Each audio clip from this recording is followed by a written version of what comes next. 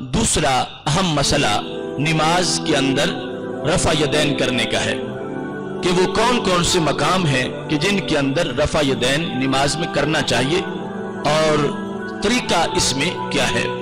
हजरत अब्दुल्ला बिन मसूद रदी अल्लाह ताला अन्हु रिवायत करते हैं और ये वो सहाबी हैं कि जिनको रसूल अकरम सल्लल्लाहु अलैहि वसल्लम ने अपने अहले बैत का फर्द करार दिया हुआ था और फरमाया था कनीफुन मुलिया इल्मा, ये अब्दुल्ला बिन मसूद इल्म का भरा हुआ घर है। वो हजरत अब्दुल्ला बिन मसूद रदी अल्लाह ताला अन्हु उनसे मरवी है और ये जामे तिरमिज़ी में हदीस नंबर 257 है।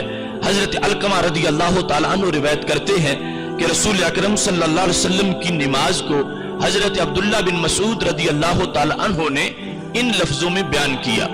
ये अल्फाज हैं, कहने लगे अला उसल्ली बिकुम सलाता रसूलिल्लाह सल्लल्लाहु अलैहि वसल्लम, क्या मैं तुम्हें नबी अकरम सल्लल्लाहु अलैहि वसल्लम की नमाज जैसी नमाज पढ़ाऊं जिस तरह रसूल अकरम सल्लल्लाहु अलैहि वसल्लम नमाज अदा करते थे। क्या मैं ऐसी नमाज पढ़ के तुम्हें दिखाऊं और इस तरीके से तुम्हें नमाज पढ़ाऊं।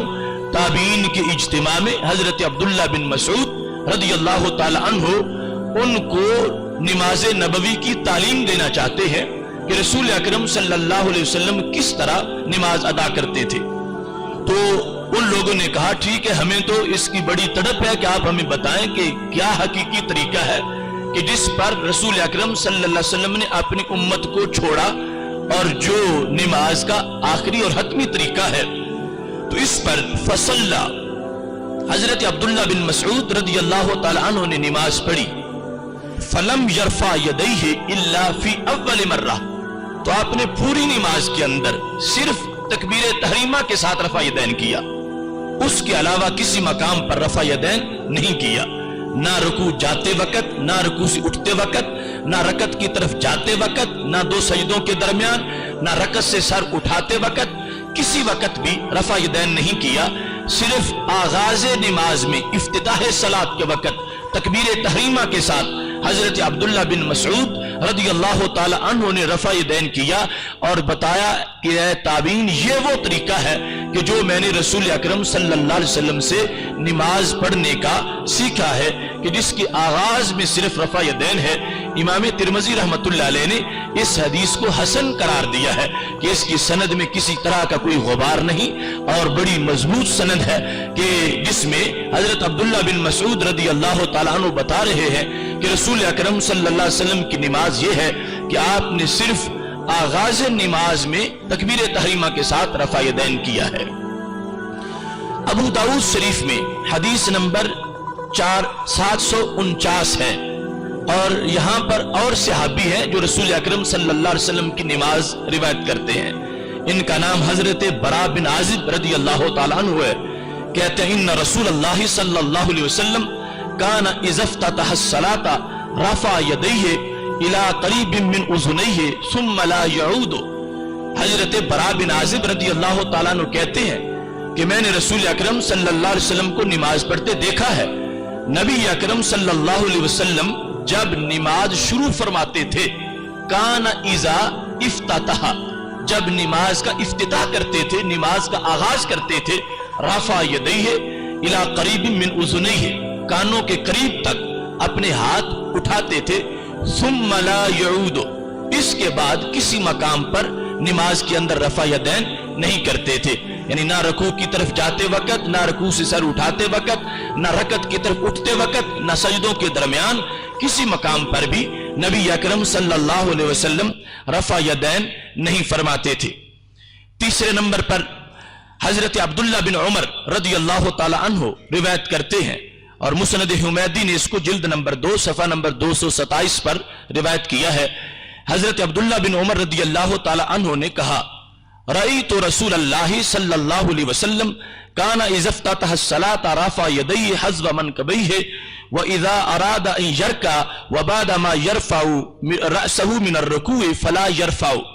कहते हैं कि मैंने देखा है रसूल अकरम सल्लल्लाहु अलैहि वसल्लम को नमाज पढ़ते हुए कि जिस वक्त नबी अकरम सल्लल्लाहु अलैहि वसल्लम नमाज अदा करते थे तो उस वक्त रसूल अकरम सल्लल्लाहु अलैहि वसल्लम तकबीर तहरीमा के वक्त इफ्तिताह सलात में آپ رفع یدین فرماتے تھے ہاتھوں کو کندھوں تک بلند کرتے ہوئے. اس کے بعد جب رکوع کرتے تھے یا رکوع سے سر اٹھاتے تھے فلا یرفع، رسول اکرم صلی اللہ علیہ وسلم رفع یدین نہیں فرماتے تھے.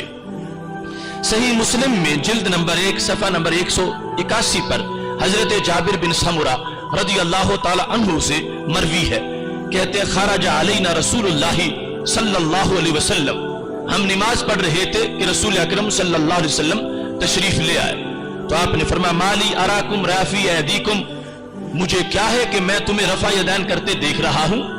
کانہا اذناب خیل شمسن، یہ تمہارے اٹھے ہوئے ہاتھ ایسے ہیں جس طرح کے شریر گھوڑے کی دم ہوتی ہے. اسکنو فی الصلاۃ، نماز کے اندر ساکن ہو کے نماز پڑھو اور نماز کے اندر ہاتھ نہ اٹھاؤ، رفع یدین نہ کرو. نبی اکرم نور مجسم شفیع معظم صلی اللہ علیہ وسلم نے اس مقام پر واضح طور پر رفع یدین سے منع کیا. اور ایک دوسری حدیث ہے جو کہ سلام کے وقت رفع یدین کی ہے، وہ اس سے جدا ہے، اس میں جدا منع کیا، چونکہ وہاں پر لفظ یہ ہے کہ ہم نبی علیہ الصلوۃ والسلام کے پیچھے نماز پڑھ رہے تھے، ہم نے سلام پھیرتے وقت رفع یدین کیا تو رسول اکرم صلی اللہ علیہ وسلم نے ہمیں اس رفع یدین سے منع کیا، وہ علیحدہ واقعہ ہے. لیکن یہاں پر صحابی کہتے ہیں ہم نماز پڑھ رہے تھے کہ رسول اکرم صلی اللہ علیہ وسلم تشریف لے آئے، آپ نے ہمیں رفع یدین کرتے دیکھ لیا تو رسول اکرم صلی اللہ علیہ وسلم نے ہمیں منع کیا اس انداز سے.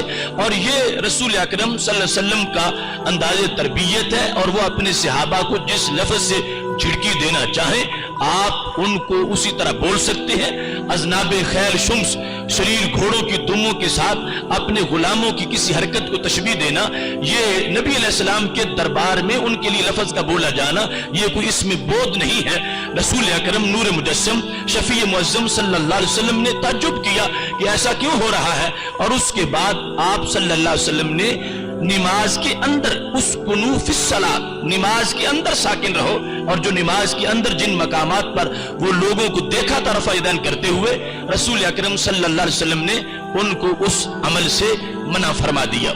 تو چونکہ اس وقت یہ صرف رفع یدین موضوع نہیں، دیگر موضوعات بھی ساتھ ہیں، تو یہ صرف مختصر چند دلائل میں نے ذکر کیے. باقی اس سلسلہ میں ہماری 3 آڈیو کیسٹیں پہلے موجود ہیں. ایک ہے مسئلہ رفع یدین، دوسری مسئلہ رفع یدین کی نوعیت، اور تیسری ترک رفع یدین بتدریج. یہ تینوں موجود ہیں، آپ سن کے پورا مواد ان سے سماعت کر سکتے ہیں.